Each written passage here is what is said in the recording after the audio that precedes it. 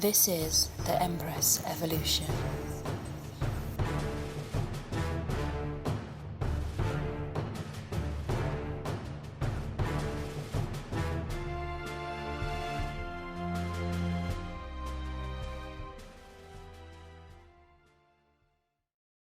Welcome to Earth School, fellow philosopher.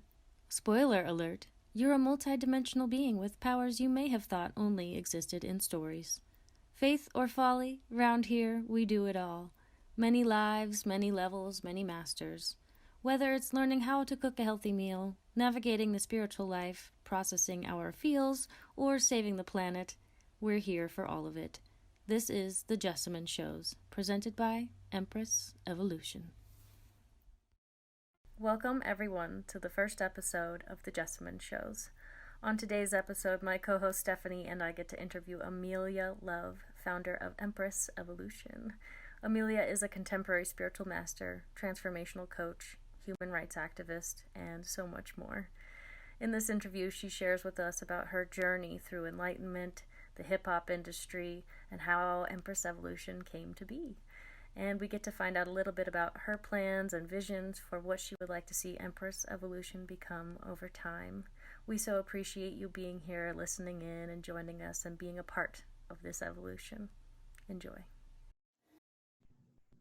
Here it is, first episode, the Jessamyn Shows, presented by Empress Evolution. Thank you, Amelia, for being here. Thanks for having me, darling. Oh my gosh, I am so excited about this. I have no idea what's going to happen, but I am here for the journey. So welcome everyone to the journey with us. So Amelia, you started Empress Evolution. How did we get here? Like I've known you for about a year now, and I'm just wondering if you were actually born on this planet or if you were like beamed down from outer space. Like how did you get here? So I don't know the answer personally, but Simon Parkes has actually told me that I went to a very special school where I learned some very special lessons before I incarnated down here. And those lessons are the lessons that I have successfully remembered, which is why I'm able to do what I can do here in this incarnation. Interesting. So you grew up in London, right? Is that correct? Yes.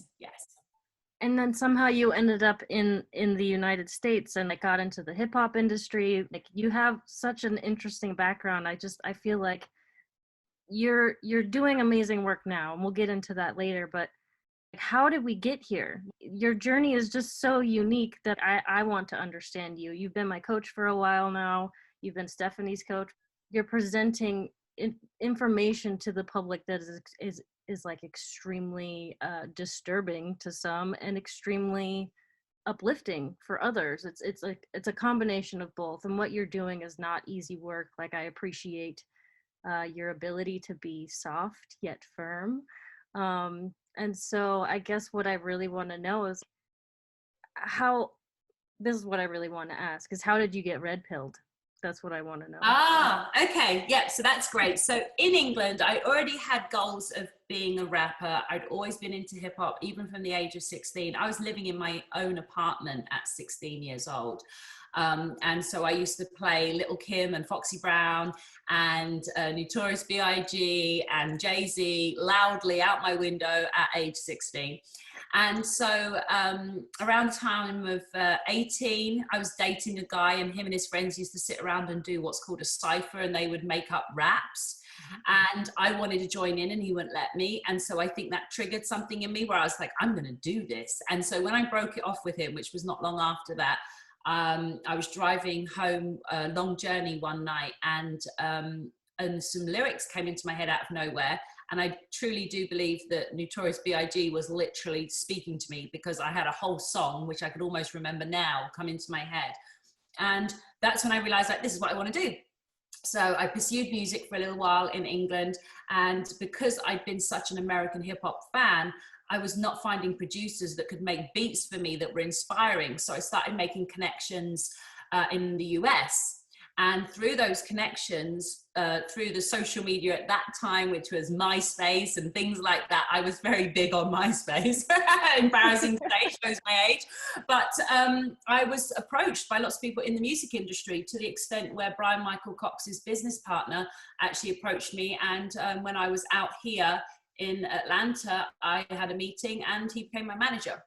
So music industry was fun. I was in the studio with Lil Wayne and recorded some stuff with Neo's producer, B Major, and just met a lot of people, had a lot of fun. So the red pilling happened in 2009. One of my best friends, his name's Drummer. He's like a security guy. You know, have coaches, teachers. He's the security guy. And so very, very respected in London. And he knew I'd been around a lot of people in the music industry. And so he basically said, Amelia, you need to see this. And he started playing for me the Illuminati and hip hop stuff. And when he played it, I was like, oh my God, okay. And then that was it. So I started learning about that. Around this similar time was when I had an emotional experience, which I later found out was my twin flame and all that stuff. But basically, I realized that there was something in me that was self-sabotaging. I messed up a relationship that should have been impossible to mess up, because it was basically everything was offered, like, you know, the whole Prince Charming Cinderella scenario. And I still messed it up. And so I realized there was something inside of me that was self-sabotaging, that was really trying to destroy my life and make me make bad decisions. And so I realized I needed to find out what that thing was, where it came from, and how the hell to get rid of it. And so that, coinciding with the red pilling of knowing that this darkness existed in the world, then made me go on a studying journey of studying everything to do with the darkness inside humanity and outside. And so I studied all the way to the very end, where I discovered the very disturbing things that you previously mentioned, you know, about the children and the things that have been going on. Once I got as far and as dark as it could go, which I think was only because of I'm very alpha, and so I wasn't scared. So I wasn't scared to just go, and I'm going to go head first into this. So I did. Once I reached the end, I was like, is that all you got? I was like, okay. So I turned around and went all the way to the light, to the very end. So as I approached 2011, I had reached a stage of what I call enlightenment, which is the suppression of the ego to the extent where you don't hear from it anymore. And you become a pure channel for God. Your head is silent and you are just naturally happy and at peace all the time. I reached that, stayed there, was told to go back to the music industry. And they kept doing this. Every time I went through the different phases in my life where I would like upgrade, and I would think, okay, now I can go to an ashram in India and wear white and just go and be a meditation person. They'd be like, no, go back to music industry, go to Atlanta, you know? I did skip just the fact that in 2004, I was in bed for 4 years and I read 1,000 books covering everything from herbs to whirling dervishes to Reiki healing to psychology. I just basically was so sick I couldn't get out of bed. So I just read for that time, and that gave a foundation, which then was activated in 2009, completed in 2011. Then I'm in the music industry. And from the music industry, I then started being guided towards setting up my own coaching company, because I'd already successfully helped personal friends to do well and to start feeling happy. And so I guess that's kind of, does that answer your question, darling? I guess, but now I want to know what whirling dervishes are. I actually posted a picture of them. Gosh, I mean, there's other people that will know way more than me, but they're like a spiritual, it's like a spiritual group of people, and dancing is their meditation. Okay. They whirl. They have these like, skirt things on and they whirl. Yeah. So it's something that you guys can look up. But yeah, it's just different meditation practices, because when I was sick, something told me that I had to fix this myself, that no one else could get me out of this, and that the source was within me. And so the more I cleared inside, the more guidance I received, and the more physical guidance I received, which eventually meant that by 2007, I was well enough to go to Brazil. And I was like, it will kill me or it will cure me. And it didn't kill me. So I'm still here. Wow. So what were you doing in Brazil? What led you there? That was just basically, I'd been in bed and sick for like 3-4 years. My life, literally my body was a torture chamber. And finally I was coming out the other side, and a girlfriend was a regular visitor to Brazil, spoke the language, the whole thing. And she asked if any of us, my little girl group, wanted to go. I said yes.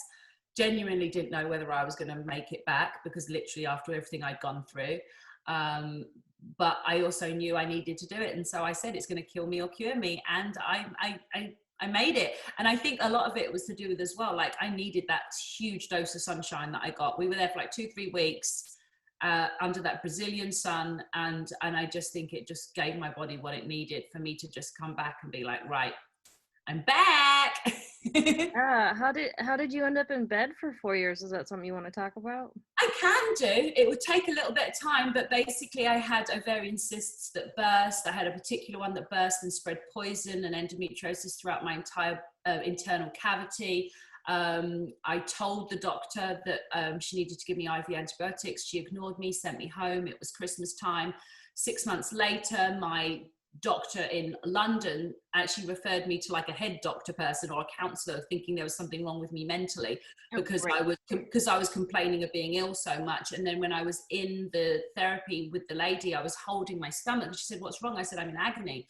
And she literally marched me into my doctor's office, and she said, "How dare you send this girl in here? This girl's clearly very sick." And they had a nurse practitioner do an examination. They found that I had a temperature internally. They called an ambulance, went to the hospital. Turns out I had what looked like a cyst the size of a watermelon. It wasn't. It was actually all my organs were glued together, and it took six hours for them to take it all apart again. My ovary was connected to my rib. And I also had a bladder and kidney infection that had been there for a couple of years as well, which had left untreated, which meant that after they got the gynae stuff sorted out, it took another 1.5 years to get the kidney and bladder stuff sorted out, which eventually, again, I looked like I look now. I looked even better. I was younger and more tanned. And nobody believed that there was anything wrong with me because of, again, the strength of my personality. I just don't sound or seem sick. And I was just like I am now. But then they put a camera inside my bladder and found that it was hemorrhaging on all 4 quadrants. And so by the time I woke up, I had IV antibiotics in my arm. So the same ones I've been asking for 3 years. So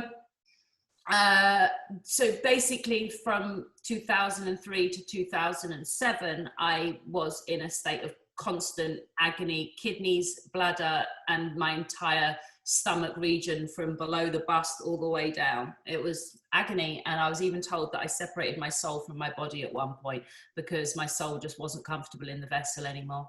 And I had this older Indian guy that I met help me realign and connect it again.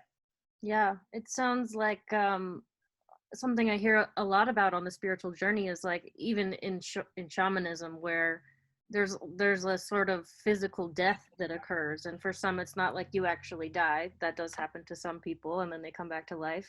For others, it's just like extreme physical rites of passage, and they're usually not comfortable. I know I've had different versions, not to the severity that you have had. So that was the first time, because it happened a few times afterwards, and I nearly bled to death a few times in hospital, peeing blood, a few times where they thought I was going to die. So, I mean, I faced death a lot of time and experienced a lot of pain. So I guess that's why when you've gone through that, it changes you. And it allows you to have a certain compassion for yourself, compassion for others, a braveness, an appreciation for life.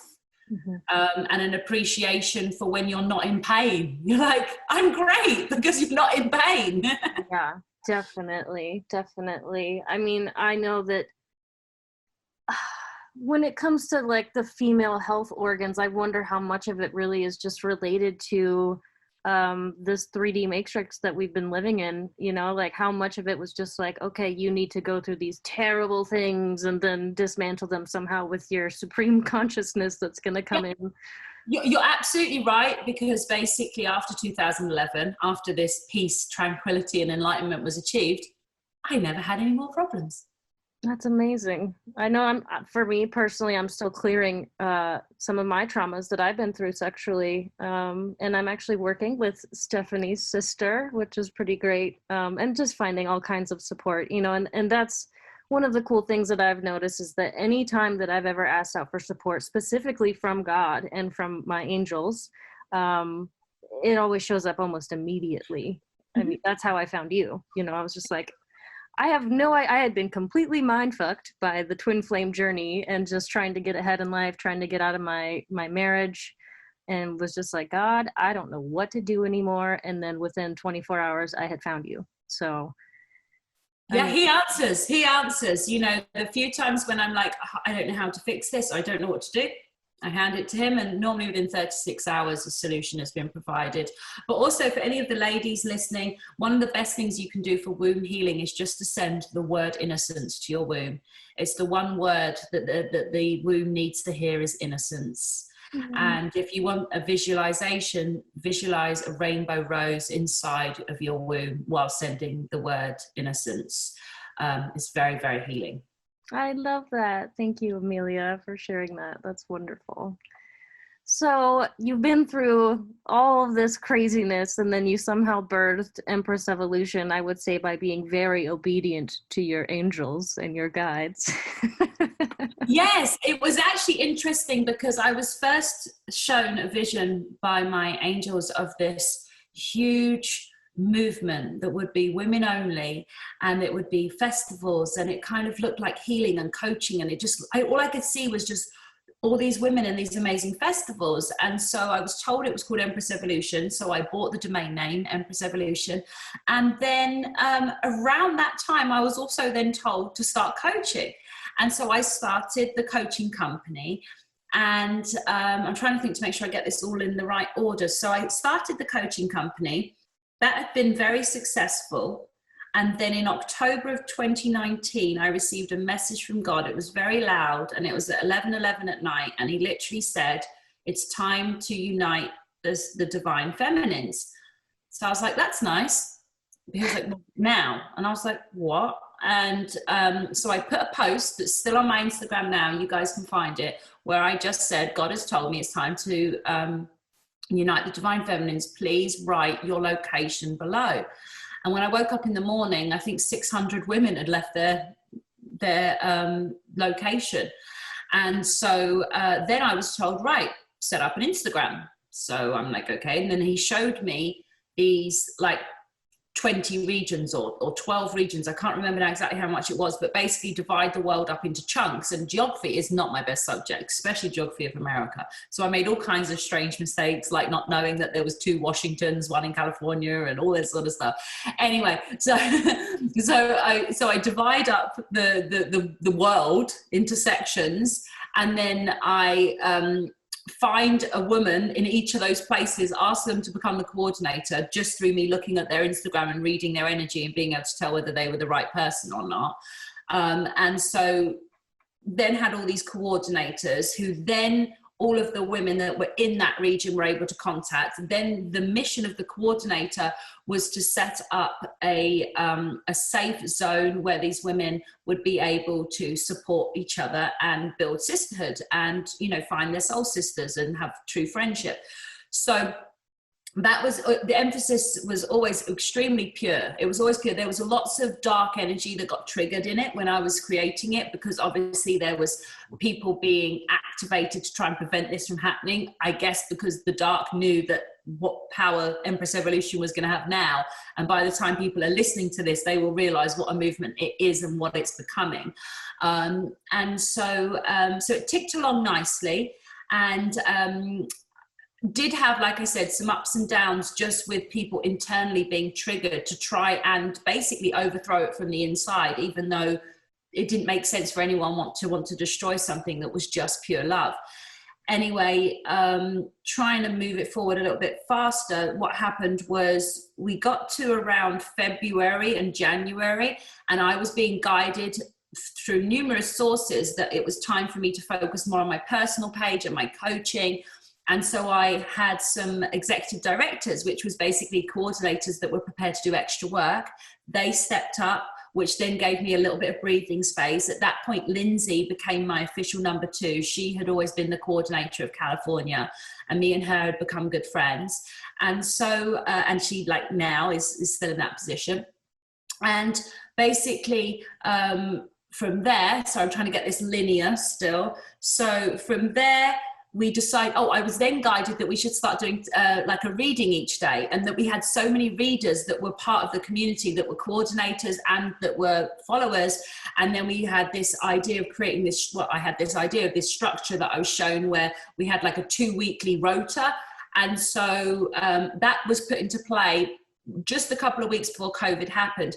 Then when COVID happened, I was literally, my angels, they wanted me to call them my army then. I don't know why. They just said my army. My army wanted me to stop putting any more time or energy into Empress Evolution and focus on guiding people through COVID and then through the whole BLM race war stuff. And I just was literally told that's what I needed to do. And so luckily I had put enough structure in place that not only has Empress Evolution survived me neglecting it for this last 9 months, but it also thrived and got stronger and grew and increased in following because of the structure and because of the people that had stepped up to take responsibility in the group. So then that brings us to now, when this is being recorded, at the tail end of 2020, one of the roughest years in humanity. And I'm getting goosebumps, don't know why. Basically, I'm now being guided back to Empress Evolution, but not just back to Empress Evolution, but back in a frenzy, like in a huge way, with plans to partner with Kerry Cassidy to do a Empress Evolution inspirational women's summit, to appoint some new coordinators for those that are no longer a vibrational fit, you know, from the previous one, although most of the women have stayed with us, which means the original women that I chose that first day in October 25th, 2019, most of them are still with me. 70-80% are still with me. So it's pretty amazing. Wow, that's awesome. That's so cool. I've been, so meeting you, I did not come to you for red pilling whatsoever. I came to you, well, I was guided to you for help with like my spiritual stuff in general, because I knew I had some lingering blocks of just like getting out of the shithole that I got myself into. And then eventually, you know, the red pilling happened and I was like, this chick is nuts. She's absolutely insane. And like my sister was actually, I told her I was in your program and she's like, you know, she's like posting like pro Donald Trump stuff, right? And I was like, oh, okay, cool. I guess this is going to be interesting. And then all the red pilling happened and I spent, I think I looked like a crazy person for like 2 months where I was just taking in information about this red pill stuff, barely getting dressed, frizzy hair, just kind of sickly looking because the information is so disturbing. It's just so disturbing. Oh God, it was terrible. I guess what I want to try to say about that is I have gone through a process of so much doubt about all of these different conspiracy theories, quote unquote, that, you know, some of them are very much true. They're not just these theories, you know, it's just, they're highly disturbing. And because of that, I've noticed this phenomenon of people just being like, you're insane. You have no idea what you're talking about. You're a danger to humanity. And then, you know, being able to have Empress Evolution and the people that are involved with it, that really did help me get through all of this information, because so many people in my life were just, you're insane and you're a danger to humanity. And I was just like, oh my God, I think that I'm not a danger to humanity. I think this is important stuff and that we're actually fighting the same battle. We're just seeing it different ways. And so why I want to do this podcast with you, I mean, you know, for you, for Empress Evolution, for myself, for humanity, is to kind of bridge that gap. We need to be able to look at these things and come to some sort of middle ground, and not be so closed-minded. But, you know, whoever's meant to hear this will hear this. And, well, you know, just bear in mind that there are programs running. You know, the reason we are where we are is because of programs running through the television, and, you know, and that the people that are saying that you're a danger is you are a danger to everything they've ever thought or believed. And in fact, they just do not want to go through the process of unlearning. And so they're fighting to defend their belief. And I actually even spoke to a very intelligent man whose father is very big in the media, like a very big television journalist or whatever, done it for 30 years. This guy said, I cannot believe what you're saying because it would literally endanger everything I've ever known in my whole life. Exactly. I was like, okay. I mean, Okay. that's what I went through, and the red pilling happened right when the first kind of lockdown happened in America. So I was like, okay, perfect timing. I'm stuck at home anyways. Might as well look into all this. But my God, the amount of weird things that happened to me when I got red pilled, when I finally left the house after a few days, I merged onto the freeway and there were two of the most scientific looking trucks that I've ever seen in my life. One was in front of me, one was behind me as I merged, and they were black. And on the back of the one in front of me looked like an atom. And I was just like, this is bizarre. And then I ended up at my location a few minutes later, and this American-made car pulls up all slow next to me in the spot next to me. They don't get out of the car. And then all of a sudden, this old man with white hair walks up, and he's got this dog with eyes that were just pure white and blue. And I swear to God, he said my name, and I freaked out that I was like, I'm gonna pretend like he didn't just say my name. It was just, everything weird started happening, and it was just weird thing after weird thing that made looking into these conspiracy theories, quote unquote, hard to ignore, because look at all of this weird magical stuff that's happening now that you're looking into this. Things got so bizarre. I mean, I definitely had my moments of fear too. So again, having Empress Evolution, having you to turn to was extremely helpful. So thank you from the bottom of my heart for following all of your guidance and doing this and just being such a huge service to humanity, even though not everyone agrees with what it is that you're doing. You're not. And if they don't agree, it's okay, because I'm not here for everybody. I'm here, the women and the people I'm here for, they're able to recognize it. And, they come and knock on my front door. I'm not going out looking for them. They knock on my front door, we have a chat and we decide, yep, this is a fit, come on in. And that's how we do it, And so the difference is, there's many different souls on this planet of many different ages, of many different experiences. And it isn't one size fits all. It really isn't. And one of the reasons why I'm driven to teach teachers is because I'm very conscious of the fact that those teachers will be here for other people. So just even looking, even just with the two of you, with Jessamyn, you're maybe going to be able to support those that are crossing the threshold from 3D to 4D. And that's how you're going to be able to help them just with the podcast, just with these conversations, and then Stephanie is able, I'm being guided very clearly to work with the more sensitive, the more introverted ones, the people that maybe would shy away from someone with such a loud, strong, confident personality like myself, which draws in other strong, confident women, but would repel others. And so that's why my role as a teacher's teacher, creating more teachers of teachers, is very important, because I'm definitely not like, if they were going to choose someone who was the fit for humanity, it wouldn't be me with my blue hair and my swearing. But for alpha women, yeah, it could well be.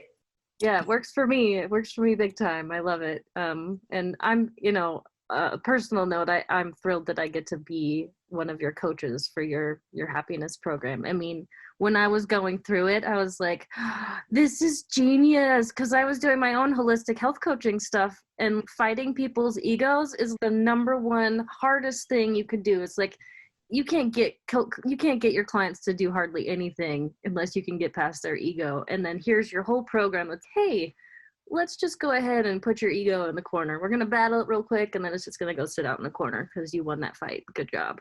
So, I mean, it's fast. It's fast and effective, and it's fast and effective in a way that most people wouldn't imagine is even possible. Most people don't even believe that 10, living at 10, being at 10 is a reality. You know, and when I say 10, I mean on the happiness scale from 0 to 10. If 0 is depressed and 10 is on top of the world, it's possible to live there. I live on top of the mountain. I live there every day. That's where I am. And I'm not comfortable anywhere else. And not only do I live there, I've now got hundreds of women all around the world that live there too. And some of them, like yourself, are learning to teach others how to live there. So, again, it's not for everybody. People that are vibrating at like a 3 or a 4 out of 10, they might not get to the top of the mountain this lifetime. It might not be for them, or at least not right now. Maybe they need to work through some other teachers that can shift them up half a point, half a point, half a point. Next thing you know, they're at a 6, 7, and then they're ready. Great, you know? And so that's how it is. It's very much to do with the women that come in that are a fit for the program are the ones that know that there's more, know that living at 10 is possible. They just know it. They've maybe experienced it for half a second here and there in life. For short moments, they've experienced it and then it's gone again, but they know it's possible. That's the ladies I can help, the ones that know it's possible. But people that are absolutely adamant that it's not possible, I'm like, you're right and it's not for you, and that's it. I have no more time to spend on that conversation. Yeah. So you may or may not have been beamed down from outer space at some point in time, and then you did your hip hop thing, and then you had your, we'll call it your dark night of the soul, essentially is what it sounds like. And then you've developed Empress Evolution. You're on the forefront of really helping humanity wake up to this new age that we're stepping into. You know, what's on the agenda next? Because we're on the precipice of some huge, what people would call gateways, portals, conjunctions. I'm not really into the astrology stuff. Not that I don't appreciate it. I love it. I just don't, it's not my forte, so I don't understand it all.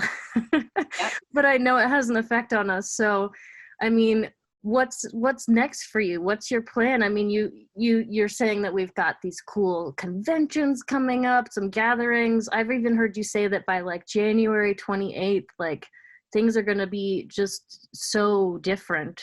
I mean, what do you think people need to hear the most right now? Okay, so my angels are telling me to be very conscious of the fact that most people will be listening to this around the end of January, coming into February. It's actually when most people will hear this particular podcast. Oh, fun. And so I'm told to kind of mention that on the 21st of December, I will be holding a meditation and doing a masterclass. But again, that will have passed, and many of the girls listening will have attended that, which is wonderful. And during that time, people will experience, your experience will be relative to your vibrational frequency. So that's why everyone's experience of it will be different. But we are aligning in a certain part of the galaxy that will enable us to start the age of Aquarius, to create heaven on earth. And it's the beginnings of it, and it will happen in waves. And that is why when people doubt that it's possible to live in 5D and to be pure love and to also have boundaries and swear occasionally and enjoy makeup and even drink alcohol if they feel like it sometimes, people doubt that that's possible.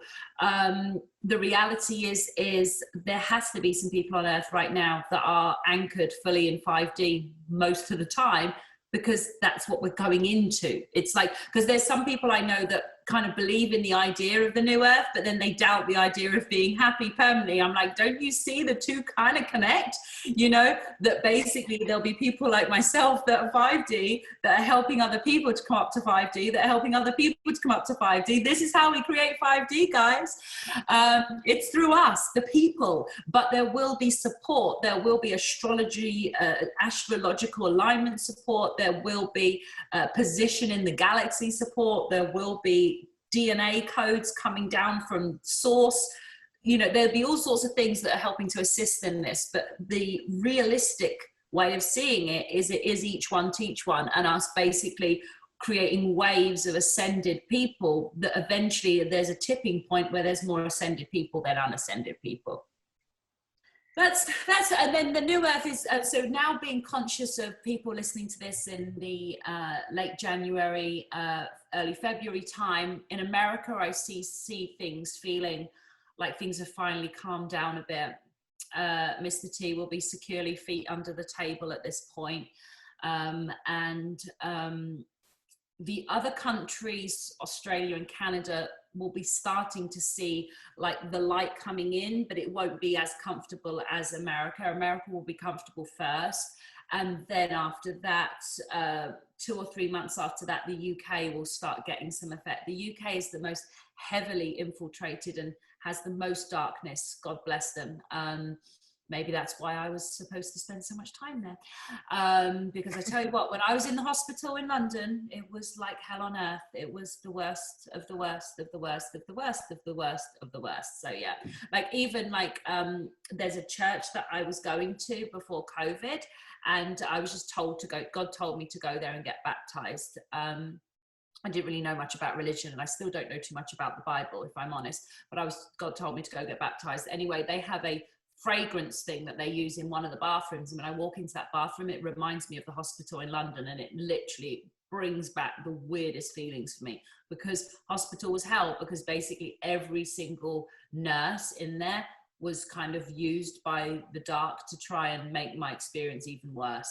Right. To the extent where I lived in a £250,000 apartment in one of the most expensive areas in London, and my mum brought some clothes in for me, and they were in a basket or something, and the nurses started telling all the other nurses I was homeless and that I was staying in, pretending to be sick to stay in hospital because I didn't have anywhere else to go, not that I had this beautiful home just down the road.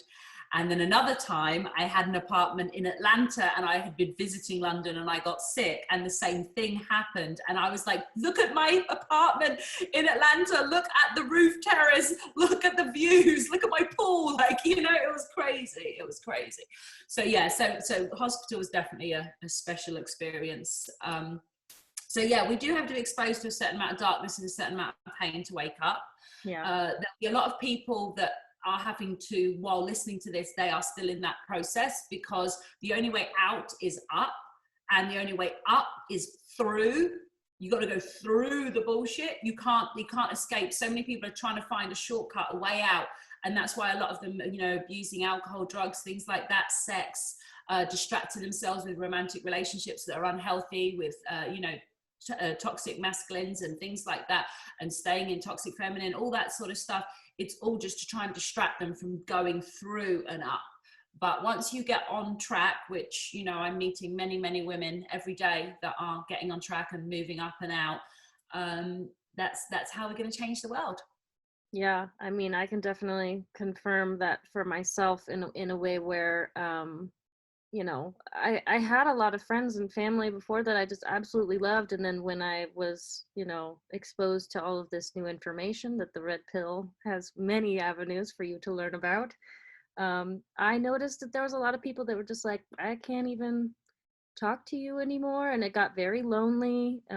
It's very scary in some ways to speak your mind, but, you know, there's so many people that are waiting for you to on the other side. Exactly. Like, I've noticed that now my posts that I'm like, oh, I feel so good about posting this on my Instagram or whatever it is, I'll get more support from people that I've met through Empress Evolution than I have from people from my own life, just like all these years that I've been on the planet. So it's just interesting. I'm like, wow, what's that all about? But there's just, you know, it's because you've met your soul sisters. That's the difference. Soul sisters is everything, which is the reason why Empress Evolution is so vital and such a vital part of, I'm going to say this and it's going to trigger some people, but Empress Evolution is going to be an important part of the Earth's ascension, because it's basically, it's a worldwide community of spiritually gifted, powerful women.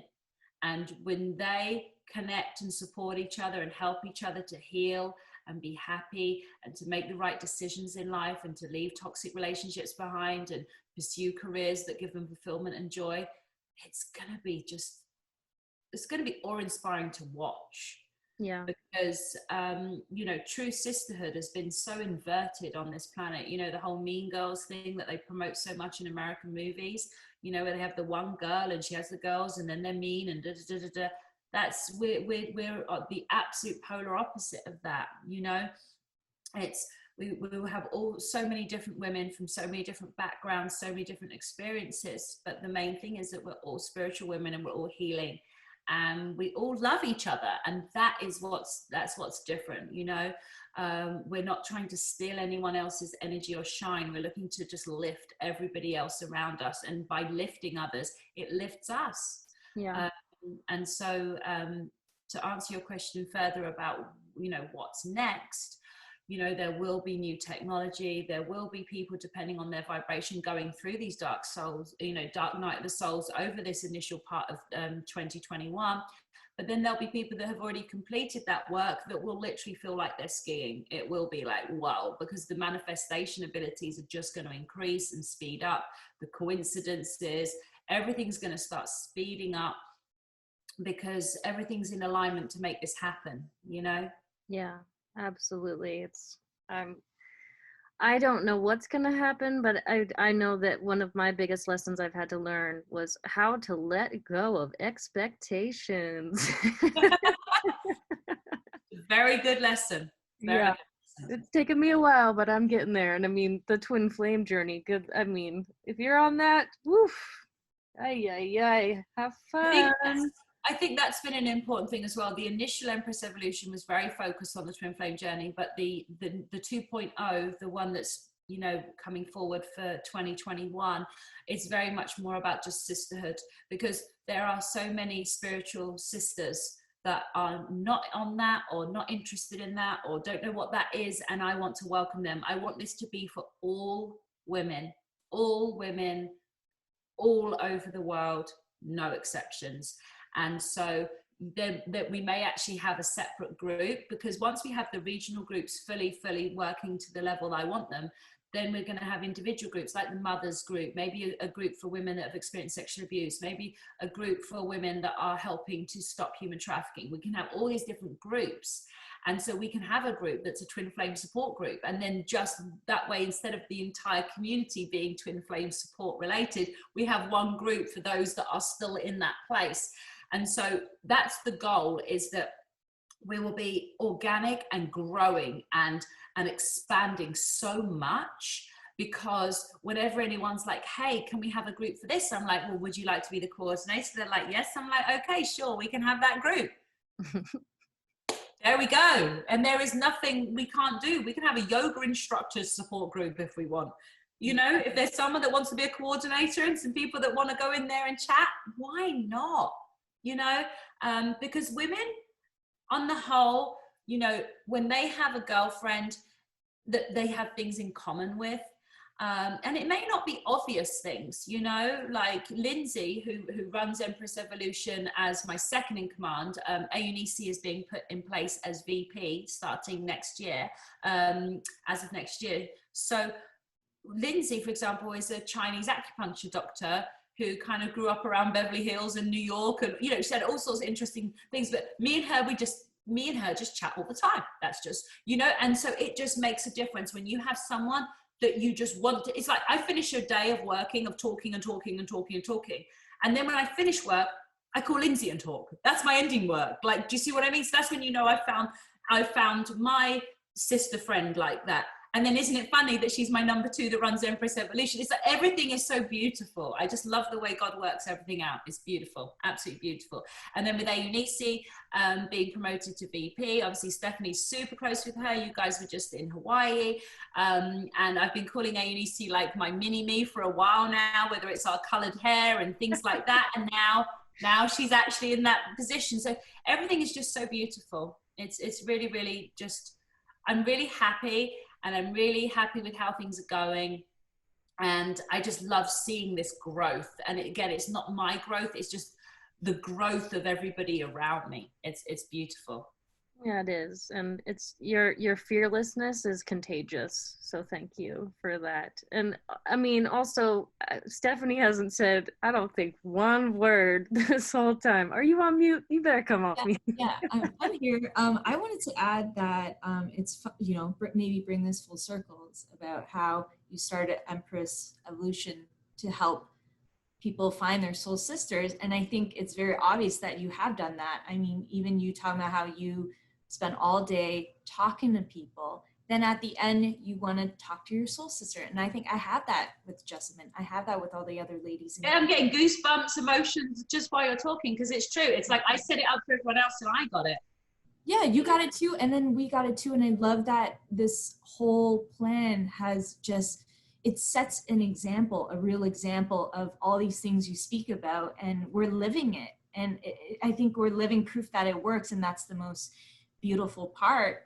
It's not just this thing in the ether that we talk about. We actually have relationships that prove that all of this works, and that whatever plan that came through as inspiration is unfolding in the most divine and magical way.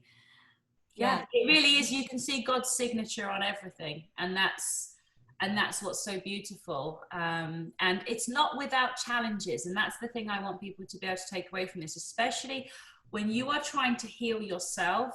You will come up against challenges because your ego doesn't want you to heal. Once you successfully win that battle, what happens is you then start receiving your intuition really strongly, and you get on divine purpose because you have this really strong feeling like you're meant to help people. So you start doing that. Well, then guess what? The more you do that, the more hiccups come, because the darkness doesn't like the fact that you're doing it. And so, you know, there's always a battle, but the difference is that once the battle's no longer internal, the battle outside is one that you've chosen. And it's almost like, you know, professional soldiers that have chosen to, as opposed to people that were called up during the, you know, World War II that didn't want to go. It's like you chose the battle. I chose this battle. So I know that nothing's going to be thrown at me that I can't handle, you know, and I look to learn from everything. So, you know, I guess a last lesson for me to leave for those listening is to be able to, the difference between saying, why is this happening to me? And why is this happening to me? It's the game changer. Yes, I love that so much. It's so good. This has been lovely. I hope that turning Stephanie and I loose with the Empress Evolution title and doing a podcast is everything that you dream of. I'm already proud of you. We're already living, we're making history. We talked of it, now we're here. And this is just the first one. And there's so many more guests, you know, that we're lining up ready for you guys to interview. So this is going to be a beautiful thing. And I can already tell that those listening to it are going to get a lot out of this. So it's going to be wonderful. Well, thank you for having me, girls. Yes, thank you for joining us, Amelia. And I know that we're going to have you again on soon. Yeah, we have all sorts of plans. We've been channeling lots of things through for this, but yeah, I'm proud of us. We're here, we did it. And I guess let's just keep doing what we're doing, girls. Let's just keep obeying. Yes, ma'am. Well, thank you for joining us. Until next time, this has been lovely. Thank you. Thank you.